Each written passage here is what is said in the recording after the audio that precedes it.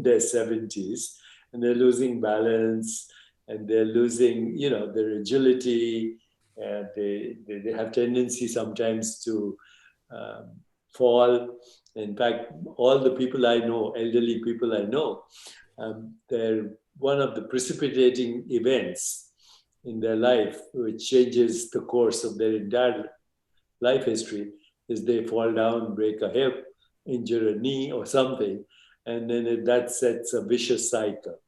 And so maintaining balance, even in movement, and understanding proprioception and the role of asana in what we should be calling the regulation of proprioception, because proprioception is part of the self-regulation of a biological organism. I think we need to explain why yoga and proprioception are so important as one linking to the other. Okay, super. Again, there's a few things also, if I could quickly respond to something you just mentioned about your colleagues and falls and broken hips and things like that. There's a saying in the Eastern traditions that your life is as long as your legs are strong.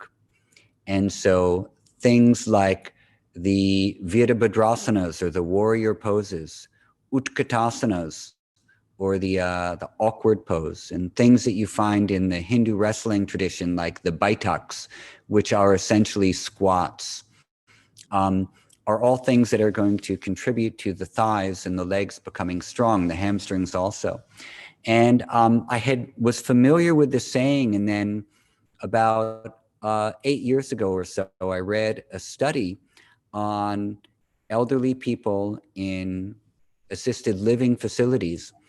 And they did a study to see if the people who were doing like walking on a stationary treadmill or stationary bicycling, if that was going to do anything for their life extension. And what they found was that the people who were doing the walking or the cycling a few times a week were living, I think it was something like 3 years longer on average. And what was happening was that the work on the legs was stimulating the mitochondria in the cells of the quadriceps. And that was somehow instigating this chain reaction that was supporting, life extension or a longer life. And one of the things that I thought about that was that, well, there's going to be, aside from any of the like neurochemical things that are happening, if your legs are strong, you are going to be mobile independently for longer. And as soon as you are sitting down for too long, or if you're in a bed for too long, then like depression and malaise will begin to set in, and that's going to have effects on the neuroendocrine system. And then when you do finally get up to walk around, there is more likelihood that you are going to fall because you haven't been using your legs, you haven't been using the abdominal muscles or anything. So there was like a whole bunch of, so it gave me a newfound appreciation for all the standing poses in yoga. So I've started telling people who are my age and younger, you know what, folks, like start focusing on these, because 20, 30, 40, 50 years from now, you're gonna want this strength hardwired into your system to help you. And so that easily leads us to proprioception, which for— Before you go there, because it's raised something very important just now, we'll go into proprioception. What you said is so important. And you also made me think of something else. The longer your legs are, or the more you use them, the longer you live. The same thing, you can count your life in breath. So we will talk about that when we get to pranayama. But in the meanwhile, when I talk to people like Rudy and all these neuroscientists, they're very shocked when you say, exercise or movement produces neurogenesis. You can increase the number of neurons and connections between neurons through exercise, and it's like a major discovery, right? But think about it. In order to make your legs strong, you have to use your brain to do anything, right? So when you are using your brain, particularly in this way, different postures, different asanas, different standing poses, different walking poses, different squatting poses, different whatever poses, you're actually stimulating a part of the brain for neurogenesis and synaptogenesis. Basically, you're rewiring the brain. Now, in order to rewire the brain, you need to actually not only have brain neuroplasticity, you have to have genomic neuroplasticity. Why? Because you can't rewire the brain and these neural networks till you make proteins, right? Those are the neural networks, are protein molecules and electrochemicals, basically. So, in fact, through these asanas, and particularly because the asanas involve every aspect of the body, at least motor aspect, but also sensory. Why? Because we're bringing awareness there. So each asana involves not only motor activity in different parts of the brain, but also sensory activity in different parts of the brain, because as part of our practice, we do dhyan, dharana, drishti, all of that breath work combined. You're actually rewiring not only the synaptic networks for motor activity, but also for sensory activity. In fact, there is no better way to experience the fundamental reality that not only in the brain there's neuroplasticity, but there's genomic plasticity. And asana is getting us there. Would you agree? Yeah, beautifully put. Absolutely. There's a wonderful exercise physiologist. His name is Dr. John Rady. And he said very simply, the thing that makes you think is the thing that makes you move. The thing that makes you think is the thing that makes you move. But here's the other, this is beautiful, but the thing we're talking on a structural level now. We're not talking on a metaphysical level. Okay, then get it. But the thing that makes you think, and the thing that makes you speak, and the thing that makes you move, and the thing that makes you understand in our language is prana, right? Yeah. It's prana, right? And then all those 5 aspects of prana actually are responsible for the totality of experience. Yeah. So we will get there probably in about 2 weeks to that exact topic. And I led us astray. So I will bring us back on target for the question you originally asked, which was, what is proprioception? And so for folks who don't know, simply put, proprioception is the signaling that occurs from the joints of the body and in the muscles of the body back to the brain to allow you to understand where your body is in relation to its own limbs. And this is something that we don't have to think about. So for example, if you were to stick your right arm out to the side and close your eyes and bend your elbow and touch your finger on your nose, how is it that my arm knew with my eyes closed to bring the finger right to the nose? Or if I did my left arm and I said, now I'm going to touch my ear, and I bent my arm and I touched my ear, my eyes were closed. How did my arm know where to go? This is proprioception, because the signaling of the limb says this is where your body is going to be. So for proprioception, the individual kind of level, or the personal level, is understanding where my limbs are in relation to each other. And then the extended proprioception is called spatial awareness, where I understand where my body is in relation to other bodies and other objects around me. So spatial awareness and proprioception work together in such a way that, and spatial awareness is also spatial memory. So you go to sleep at night, your light is turned off, you wake up in the middle of the night, you have to go to the bathroom, God forbid, and you get up. You can walk across the room and navigate without hitting anything in your room, because you have a spatial memory based on this understanding. My limbs know where they are in relation to the space around me, and I can remember that. So this proprioception, and also for example, drinking interrupts the brain structures which are monitoring proprioceptive sense. So what we just did here was the sobriety test. And that's why that is used, because if you've been drinking too much alcohol, then in just one example, that will interrupt that proprioceptive sense. The proprioception is important for, and of course, yoga asanas will heighten this because we're putting our body into new shapes that we're not used to. And it's going to send new signals from the joints to the brain and allow us to get comfortable in things that were unknown territory. And now it's a known territory. So my body is literally rewiring the new ways that it can connect with each other and measure itself against itself.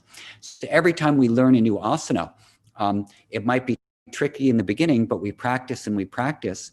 We open up the motor pathways that allow us to assimilate this new way of being and this new information. And then that in turn turns into a new motor pathway, a new proprioceptive sense, and my own inner sense of let's say expansion. That's not the word I want to use, but a potential, to use one of your words, my own sense of the potential of my body, how far I can begin to learn new things will begin to expand.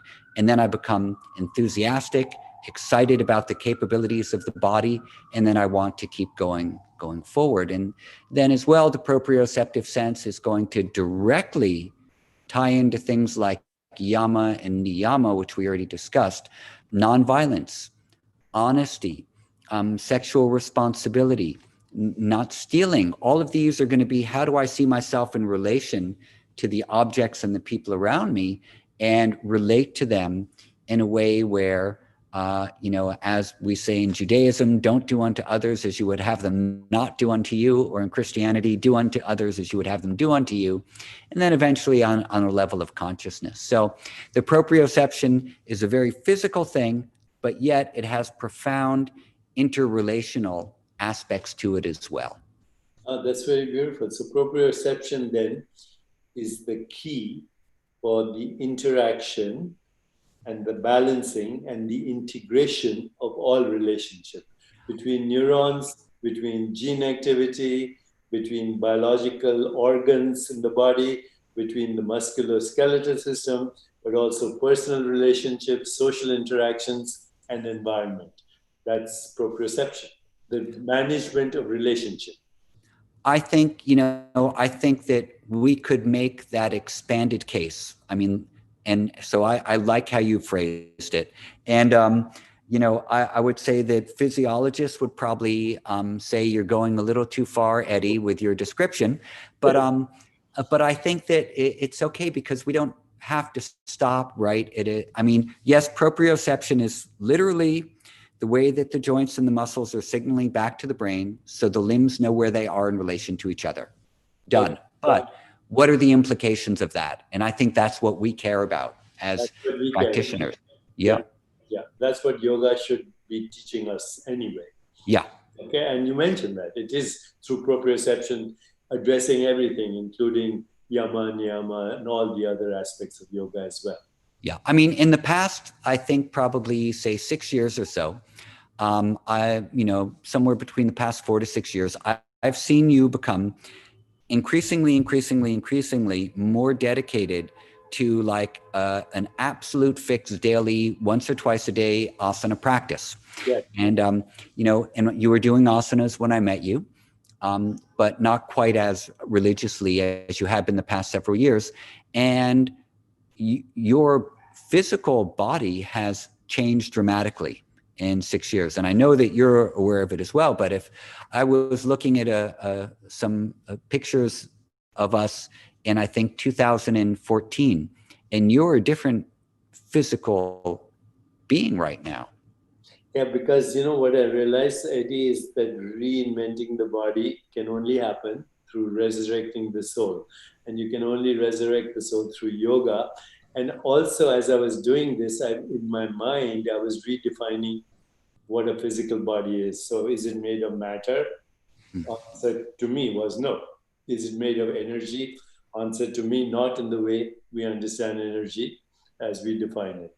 Is it made of information? The answer to me was not as we define information So what is the body made of? And the only conclusion I came to is made of consciousness. And if it's made of consciousness, then I can do anything with it. It should be infinitely flexible up to a certain point. And so I started to internalize the fact that my body was not matter, energy, or information. Those are human constructs for experience. And experience is only in consciousness. So my body is a modified form of consciousness, and consciousness is non-material and formless, and I need the formless to change the form. So that's what my internal thinking was happening, and now I have, in fact, reinvented my body. So that was my process, just so you know. That's an amazing process, and it's worked and continues to work. But how about for, like, say for beginning yoga students or people who are just coming into it and they're entering into it through the field of asana because that's the most popular thing? Yes. Is your thought process accessible to a beginning person? And if so, like, how would that work for them? Like, say I wanted to instruct my students in this kind of thinking. First, I'd have to understand it, then I could instruct it. But so what would your thoughts on that be? You know, practice asana is taught you in the yoga tradition because that's the way it's taught, and go by the rules. But as you start noticing a shift in your body, which you will, recognize you're rewiring your brain, recognizing you're rewiring your gene activity. If that's not the right, you're basically changing your gene activity. You're rewiring your brain.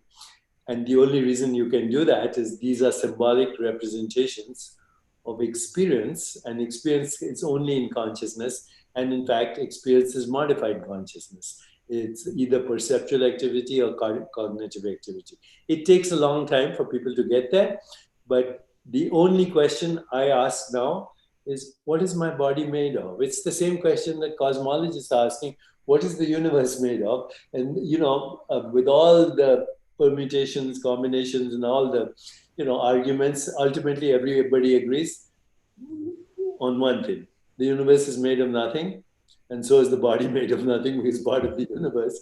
Now, what is the nature of nothing? Is it just an emptiness, or is it this field of possibilities that can modulate itself into any form? So the form, form and formlessness have to go together. You cannot have form without the formless. Mm-hmm. So yoga is my method to intimacy with the formless. And once I'm intimate with the formless, then the form takes care of itself through sankalpa, through practice, through pratyahara, through all these things that we're talking about. Beautiful. Intimate with the formless is a very beautiful way of putting it.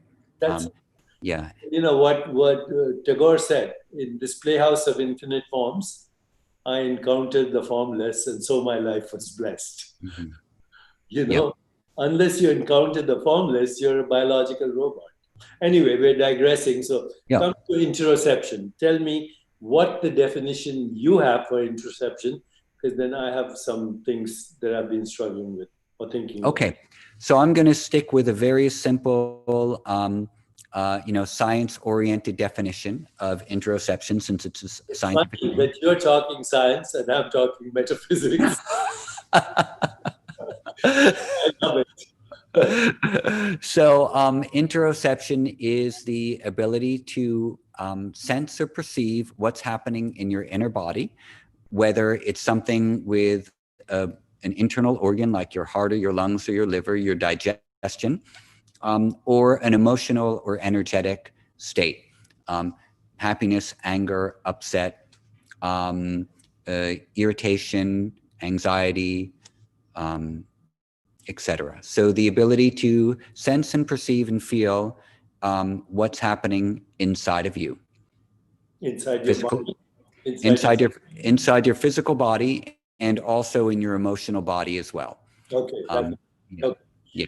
Let me ask you something. When we are growing up as kids, right? We all learn at some point. We learn toilet training. Yeah? We learn how to control our bowels. We learn how to control our urinary bladder. We also learn how to go to sleep. it's natural, but we are told, go to sleep. We have the intention, we go to sleep. We do all these things because there's some sensing of what's happening in the body. You can't toilet train or learn how to control your bladder if there is some sensing of the body. But then, as we grow up, we lose kind of the understanding that it is possible to sense what is happening inside the body. And so, I've been playing in my own self. For example, I close my eyes and I sense, of course, anybody can sense their breath. Okay, you can sense your breath. Not only you can sense your breath, but you can change it.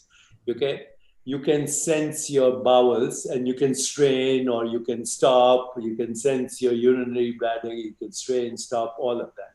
It's a given. We do it all the time. Okay, as part of our daily activity. But a while ago, I started to close my eyes and started with breath. I am aware of my breath and I can change it. But then I started actually putting awareness in my heart, physical heart, trying to sense the heartbeat. And the intention was I want to sense the heartbeat either as a sensation or as a throbbing or some kind of feeling, but I want to sense my heartbeat. And sooner or later, I started to sense it. I could feel it here, some beating. And then the more attention I paid, I could actually feel it very clearly. Then I started putting my attention in my fingertips and asking myself, can I feel my heartbeat in my fingertips? You can try it right now. Yep. Okay, you feel it, and then suddenly you start to feel the throbbing in your fingertips, right? And all you did was have an intention and you were being aware of the activity of your heart, not only here, but here. Okay, then what I started doing is putting my awareness in my entire body and saying, can I feel my heartbeat in every cell of my body? And, I started to feel some kind of vague energy in my body, a throbbing of the heart. So then I realized that not only can I control my bladder and my bowels, I can control my heart rate. And what I would start to do is decrease my breathing through vagal breathing or slow down the breathing and notice that my heart rate was decreasing. Then I would have the intention, do vagal breathing to 8 per minute instead of 14 per minute. Then actually introduce the intention to slow the heart rate over here. And I slowly realized I could control my cardiovascular activity. Now I'm controlling my bowel activity, controlling my urinary activity, bladder activity. Next thing, temperature. I used to go play golf. And, people wear cold weather jackets and this and that. And, I read about Tumo and all these Buddhist techniques. But if it was cold, I would imagine a flame in my rectum. And if it was hot, I would imagine an ice cube in my rectum. And my body temperature regulation also started to be something that I realized I was controlling. Then I realized that in the entire Western scientific literature, in my training, all I was trained was to look at the musculoskeletal system and how to control muscle movement, which of course yoga does better than anything else. Yoga does better than anything else. Aerobic activity doesn't do that. Yes, martial arts does that, Tai Chi, Qigong, all of that are mind-body coordination techniques, but mostly for motor control of the body, musculoskeletal control. But the yogis are known, they're known to decrease their heart rate, change their body temperature, control their biology, because they, in fact, to my mind, there's no separation between the autonomic nervous system and the voluntary nervous system. It's all consciousness self-regulating itself. But if you understand that intention or sankalpa and what we call yogast kuru karmani, established in being, perform action, if you understand just that one phrase, you can get into being, and with sankalpa, refined as dharana, dhyan, samadhi, you can actually control every aspect of your body. Now, again, I'm going far out with this, but to me, that's what a yogi should be. They should be totally in charge of the biology, whether it's musculoskeletal or it's visceral. Yeah, absolutely. In fact, the control of the autonomic nervous system is really what the main practices of yoga seem to be about, including asanas. And so if we use this practice of asana, so first I'm enhancing my sense of proprioception, the the quote unquote mastery or facility, rather, let's say facility of the body. And that will lead to, as I begin to expand my awareness through the different limbs of my body, I'll also start to get this inner sense. What's happening with, and as you progress in your yoga practice, your diet's going to change and you become sensitive to your gut. Your breathing is going to change. When you start getting stressed, you're sensitive to your breath. And then you automatically develop this interoceptive sense, because the movement of awareness within yoga is inward rather than constantly outward, would say something like, CrossFit, maybe a little bit more outward oriented, or Soul Cycle, a little more outward oriented. Nothing wrong with that. But the way yoga is designed is the tataha pratyak chetana adigamo, the inward movement of awareness towards the self. So interoception is going to be one of the first, say, physically oriented movements of inner awareness towards autonomic nervous system function. And the pranas that we're going to talk about next week and the week after are basically functions of the autonomic nervous system. So everything you said about controlling heart rate, absolutely, that's what the yogis wanted to do in slowing the breath. Control of body temperature, like essential. The experiments that were done at the Menninger Foundation with Swami Rama in the 1970s, he could make a temperature difference on two sides of his hand. He could raise the temperature on the right-hand side of his hand. Was that on the right-hand side of his hand, and lower it on his left. And many yogis could do this kind of thing. So they did exactly what you're talking about. They got in touch with what's the normal homeostatic process. Well, one of my homeostatic processes, for people who don't know what homeostasis is, it's the innate ability of your body to restore balance, to restore a baseline. And we use a lot of energy to do that because we're coming in and out of this baseline all the time. We're never only at one point of balance, but the body is constantly in this flux. And so one of the things that happens without us thinking about it is body temperature.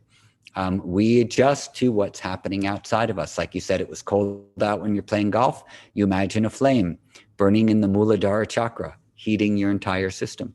So this is something that our homeostatic function is naturally going to do, going to adjust body temperature. And then you take an autonomic function, an automatic function, also a survival function, and you say, hey, I'm aware that you exist. I understand what you're doing here, body temperature, and I'm going to consciously interact with you in the same way that I can consciously interact with my breathing to slow it down or speed it up. And so now I'm going to consciously interact with my body temperature because you are part of me, and I'm going to increase you when I want to. And then that happens. So this is like one of the basic skills of yogis who begin to decide that they do not want to be ruled by the automatic survival response of the body to things in the world. And as you said, what is that? That's forming an intimate relationship with the unseen mechanisms that keep me alive. And now I have an intimate relationship with them. One of the meanings of the word yoga is relation. So now I'm intimate with, and that's why, things like, if anyone knows the sutra neti, where you take a catheter or a piece of string, you put it up your nose and you pull it out through your mouth, and then you rub the string like this. The first time you do that, it's super freaky. I have a string in my nose that I pulled out through my mouth. That's not supposed to happen. But the more you become comfortable with it, now you're comfortable with an intimate sensation on your inner body that most people don't normally experience. Or any of the shat kriyas, like swallowing a cloth and then pulling it back out, or doing an enema or anything like that. These are all ways that the yogis and other people who are interested in cleansing practices become intimate with the inner functions of the body that are normally hidden from us. They're So they're sensing them. That's what interoception is. yeah, yeah, yeah. It's one step towards getting in touch with the mystery, Yeah. Yeah. Well, this is beautiful. I think we can stop here and call this today's topic, if you agree. Proprioception, interoception, neuroplasticity, and genetic indeterminism. Yeah. Is that okay? Yes, absolutely. Okay, and then it's still under the title of Yeah.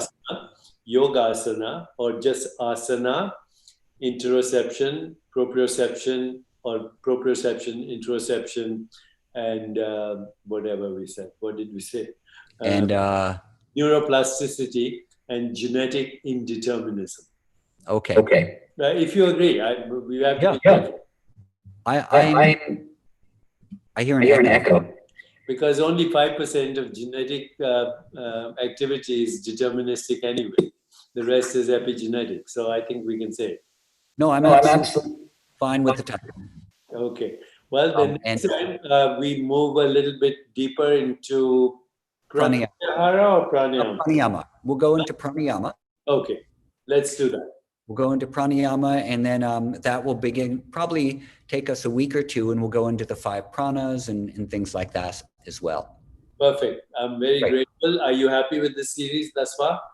I'm extremely happy. I was saying, I know we've stopped the recording mechanism at this point when this goes live, but I said to Carolyn when I was talking to her earlier, last week I listened to our episode 1 to see how we were doing. And I'm very critical of anything I do at all times. And I found it a very engaging conversation. I thought, this isn't so bad. This is pretty interesting. Okay. So Carolyn, we don't have to edit out even this conversation. It should be just go exactly as it is, because it's original, and we are not saying anything that we don't want the world to hear. Everything we're saying and the way we are thinking, let them experience it as well. So let's keep it exactly like it is. Okay? Okay, so we'll carry on next. So now we've concluded our discussion of asana. Yeah. Very important entryway practices. And next week we'll go on to the exciting deeper levels of pranayama. Perfect. I love that. Are we all set, Carolyn? Thank you. Yeah, we are. As soon as you exit, you're welcome. Thank you very much. You're welcome. Thank you, Eddie. Thanks. Thank you. I'll talk to you soon. Bye. Bye.